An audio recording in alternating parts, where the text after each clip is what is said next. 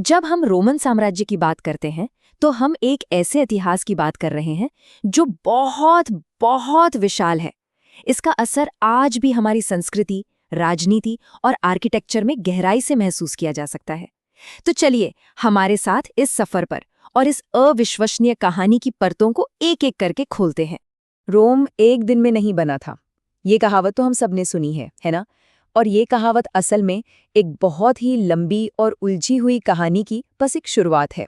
लेकिन असलियत तो ये है कि इसका असर 2000 सालों से भी ज़्यादा से दुनिया पर पड़ रहा है। सोचिए, ये वो सुपर पावर थी जिसने दुनिया को सेनेट का सिस्टम दिया, मतलब एक ऐसा साम्राज्य जो बिना राजा के भी चल सकता था। और अपने पीक पर दुनिया का हर 5वां इंसान रोमन था। ये कोई छोटी बात नहीं है। तो कहानी को बिल्कुल शुरू से शुरू करते हैं, रोम की पौराणिक और फिर उसकी असली ऐतिहासिक शुरुआत से। एक तरफ तो वो मशहूर कहानी है कि रोमुलस और रेमस नाम के दो जुड़वा भाइयों ने रोम को बसाया, जिन्हें एक भेड़िए ने पाला था। कितनी दिलचस्प कहानी है ना? लेकिन जब हम सबूतों को देखते हैं तो कहानी थोड़ी अलग है।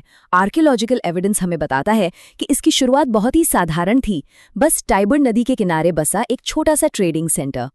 तो शुरुआत में रोम में राजाओं का राज था, लेकिन 509 ईसा पूर्व में एक राजा था, टार्कन द प्राउड, जो बहुत ही जालिम था और उसके जुल्म के खिलाफ लोगों ने बगावत कर दी।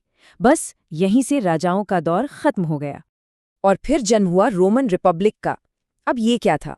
ये एक ऐसी सरकार थी जहां सारी ताकत किसी एक राजा के हाथ में नहीं थी। इसका पूरा कंट्रोल सेनेट के पास था, जिसमें दो तरह के लोग थे।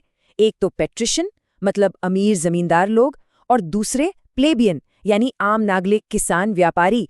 और कमाल की बात ये थी कि ये दोनों मिलकर हर साल 2 लीडर चुनते थे, जिन्हें कॉन्सल्स कहते थे। ऐसा इसलिए ताकि कोई एक अकेला इंसान बहुत ज्यादा पावरफुल ना हो जाए।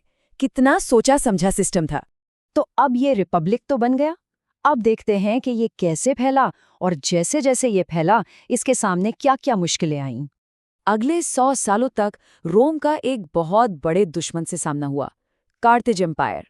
इनके बीच जो लड़ाइयां हुईं उन्हें प्यूनिक वॉर्स के नाम से जाना जाता है।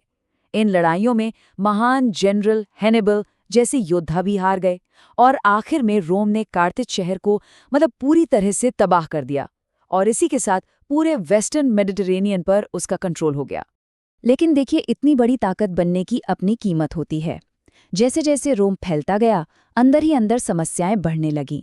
रिपब्लिक में पॉलिटिकल इंस्टेबिलिटी आ गई, गृह युद्ध होने लगे और हत्याओं का एक नया दौर शुरू हो गया।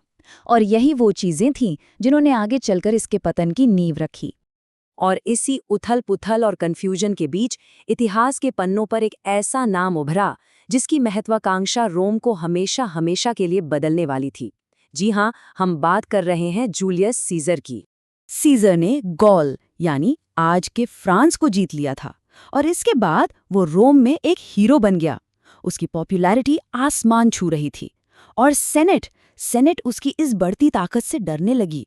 तो उन्होंने उसे ऑर्डर दिया कि वो अपनी सेना को भंग कर दे। तो अब सीजर के सामने एक बड़ा सवाल था, वो क्या करता? खैर, उसने जो फैसला लिया उसने इतिहास का रुख ही मोड़ दिया। तो 49 बीसी में सीजर ने सेनेट का ऑर्डर मानने से साफ इनकार कर दिया, और उसने अपनी सेना के साथ रूबिकॉन नदी को पार कर लिया, जो कि एक तरह से सेनेट के खिलाफ जंग का ऐलान था। जानते हैं, आज भी क्रॉसिंग द रूबिकॉन एक मुहावरा है।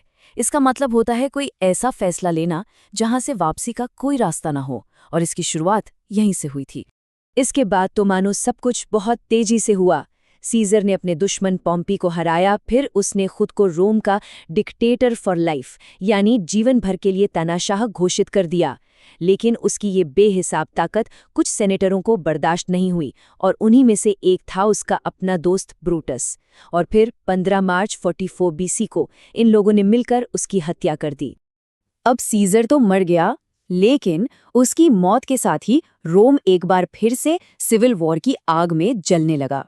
इस लड़ाई झगड़े के बाद आखिर में जो विजेता बनकर सामने आया वो था सीजर का गोद लिया हुआ बेटा ऑक्टेवियन। उसने मार्क एंटनी और क्लियोपेट्रा दोनों को हरा दिया।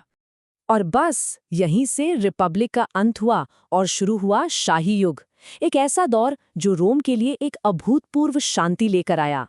ऑक्टेवियन ने अपना नाम बदलकर ऑगस्टस रख लिया और वो बना रोम का पहला सम्राट।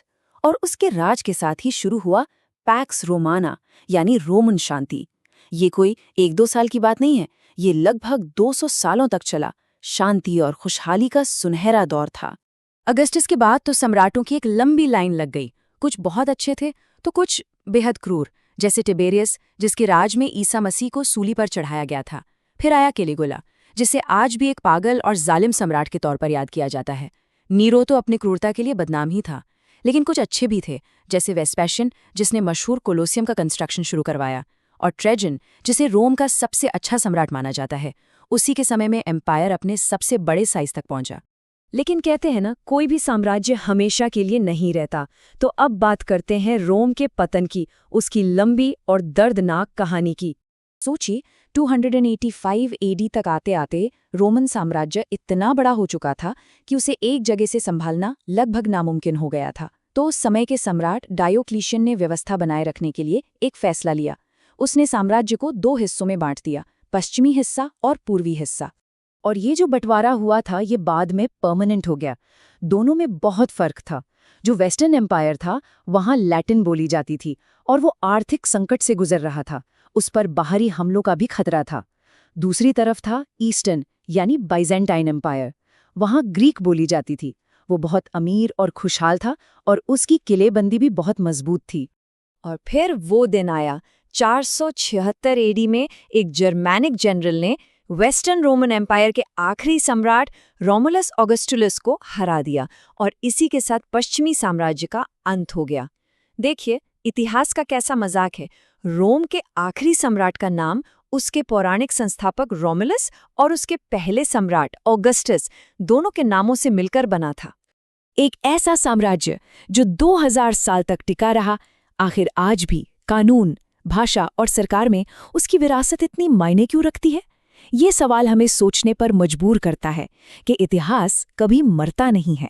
आज भी दुनिया भर के जो डेमोक्रेटिक देश हैं, उनमें जो सेनेट या पार्लियामेंट का कॉन्सेप्ट है, वो कहीं ना कहीं रोम की तो देन है।